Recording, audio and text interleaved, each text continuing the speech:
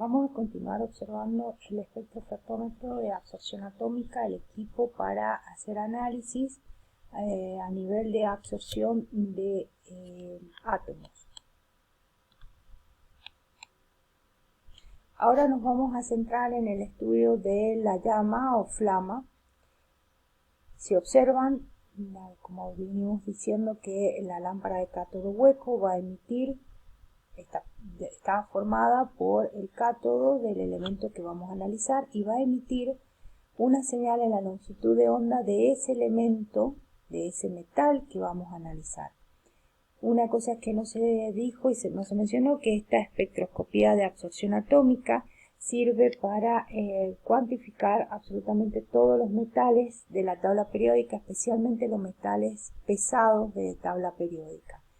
Pero para tener la cuantificación de esos metales necesitamos tener, por esta técnica, una lámpara de cátodo hueco con el cátodo realizado del metal que vamos a analizar.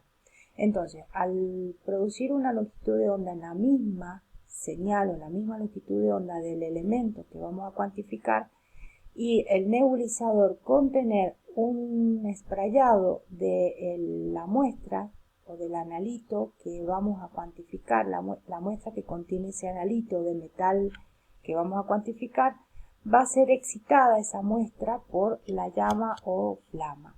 Entonces, la muestra entra a ese mechero, se atomiza, acuérdense que está pulverizada, entonces en un vapor de átomos va a pulverizarse y a esprayarse sobre la llama, que va a ser excitada por medio del calor, y la longitud de onda que va a venir desde la lámpara de cátodo hueco, que es de la misma longitud de onda que el elemento que vamos a analizar, va a absorber entonces en esa longitud de onda el metal o el elemento que estamos analizando, y luego va a ser registrada por el detector después de haber pasado por la llama.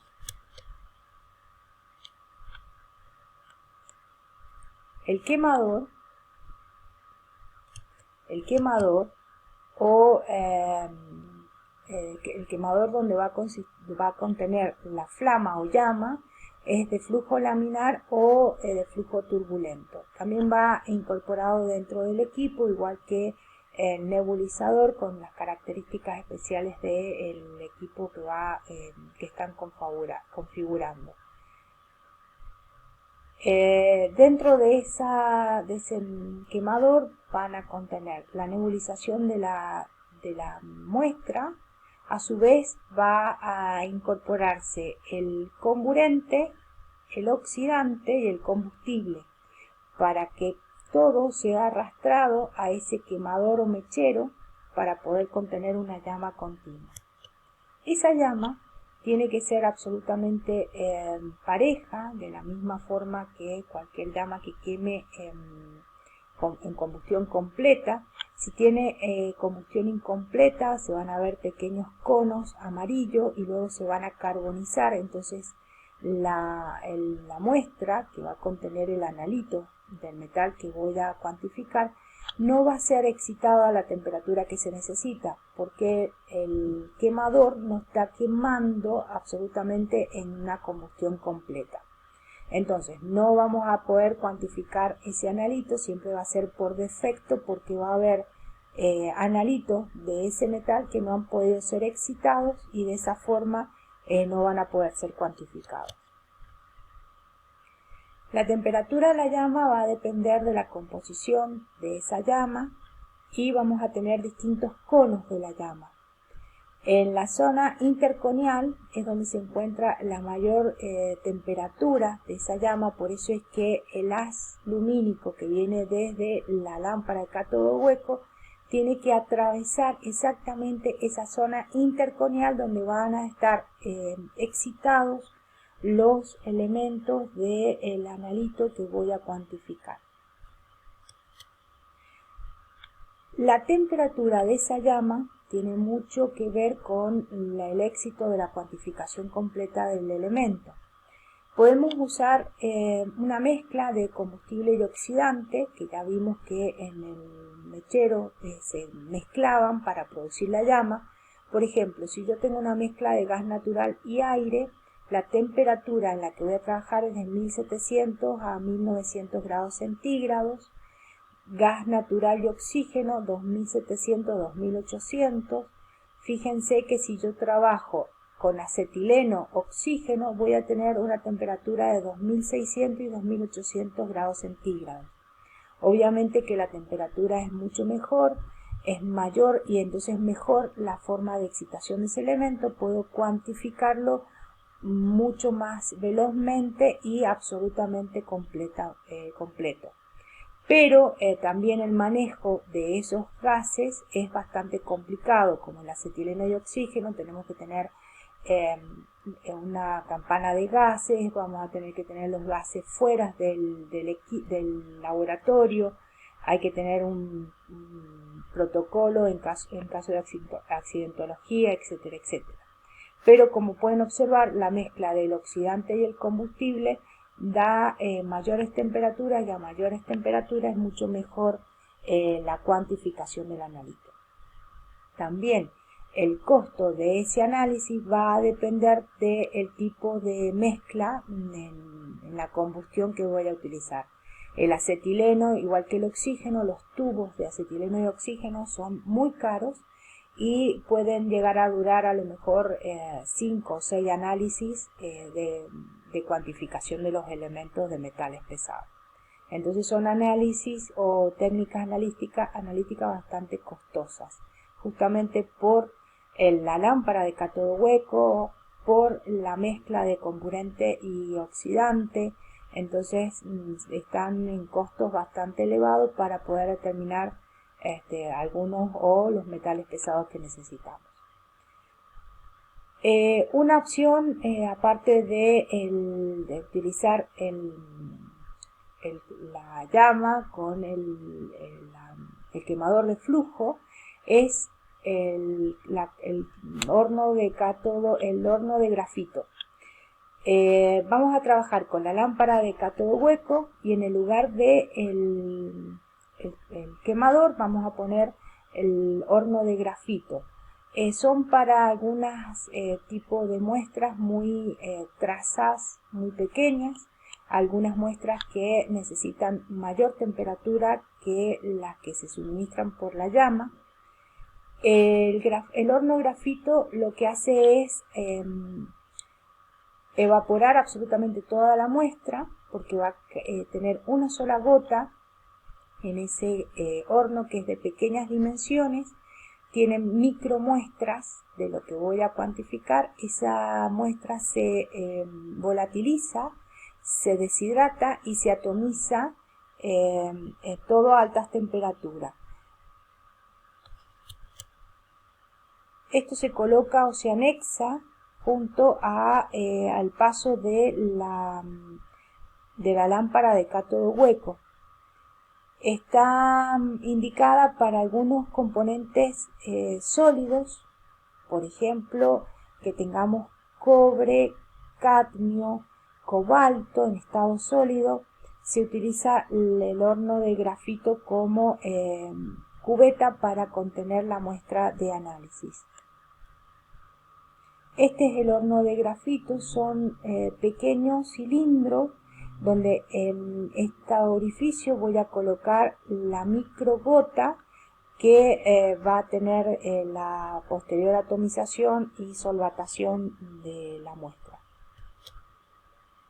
Si ustedes ven, esa microgota se eleva tanto la temperatura y el tamaño de ese horno de grafito es muy pequeño, son 10 milímetros de ancho y aproximadamente serán unos 2 centímetros de largo. Se coloca la microgota y se levanta a tal temperatura que esos electrones que se tienen se excitan a un nivel superior de energía y cuando vuelven lo hacen absorbiendo o emitiendo un haz de luz. Otra posibilidad es la de generador de hidruros. Esto se utiliza para cuantificar arsénico, antimonio, selenio y mercurio. en vez de usar el mechero, el de flujo laminar, que trabajando con mercurio, con selenio y antimonio serían sumamente contaminantes para el medio ambiente y a su vez muy tóxico para el operador, se trabaja con esta cámara de hidruros que también se anexa a el equipo de espectroscopía de absorción atómica. Como vamos a analizar distintas cantidades de muestras y siempre aprovechando la misma lámpara de cátodo hueco, si hubiese sido con quemador o flujo o de horno de grafito, lo que se hace es utilizar un rack de muestras donde se hace una seriada bastante grande de muestras a analizar en forma simultánea. El monocromador tiene la misma función que hemos estado observando hasta ahora, es decir, de seleccionar la longitud de onda cuando sale desde el quemador, el horno de grafito o la cámara de hidruro, sale con distintas longitudes de onda. Entonces yo lo que voy a hacer es seleccionar la longitud de onda al elemento que estoy analizando. Por ejemplo, la longitud de onda del hierro es a 572 nanómetros, entonces se hace el barrido espectral y se selecciona la longitud de onda a la que se va a cuantificar el hierro. Puede ser de redes de reflexión o de prisma. Esta es una red de reflexión. Lo que voy a ir haciendo es seleccionando la longitud de onda a la cual voy a trabajar y va a coincidir con el elemento que voy a cuantificar. Aplica la ley de Lambert-Beer, entonces es para luz monocromática, evitar luz parasítica y soluciones diluidas. El detector que vamos a utilizar también es un fotomultiplicador muy parecido al de espectroscopía ultravioleta visible. Es el mismo funcionamiento, capta la energía electromagnética, la amplifica, la transforma en una energía eléctrica para después ser captada por el registro del equipo. La determinación cualitativa y cuantitativa para casi 70 elementos de metales de la tabla periódica. El único perjuicio, la única inconveniente es que hay que tener una lámpara para cada uno de los metales que vamos a trabajar. Se pueden cuantificar trazas de metales líquidos, es muy sensible, detecta concentraciones bajas, partes por billón, partes por trillón. Es muy utilizado para todo lo que es elementos o metales pesados que contaminan. El análisis cualitativo tiene poca aplicación, pero sí el análisis cuantitativo, porque una vez que ya determino el elemento que voy a estar trabajando por la lámpara de cátodo hueco que voy a necesitar, directamente se lee la absorbancia y yo puedo determinar el metal que está como analito en la muestra que voy a analizar. Por ejemplo, puede ser plomo en vino, hierro, cobre. Y a nivel ambiental se utilizan mucha más cantidad de elementos que pueden producir contaminación ambiental. Tiene ventajas y desventajas, son rápidos, fiables, de alta sensibilidad, son convenientes, son selectivos. Los costos en este momento, esto no es razonable, son bastante caros. Las líneas espectrales son estrechas, es decir, que tienen muy buena sensibilidad. Las desventajas que necesito un cátodo para cada elemento y una muestra muy bien homogenizada y un muestreo bien realizado. Estos son algunos equipos de absorción atómica.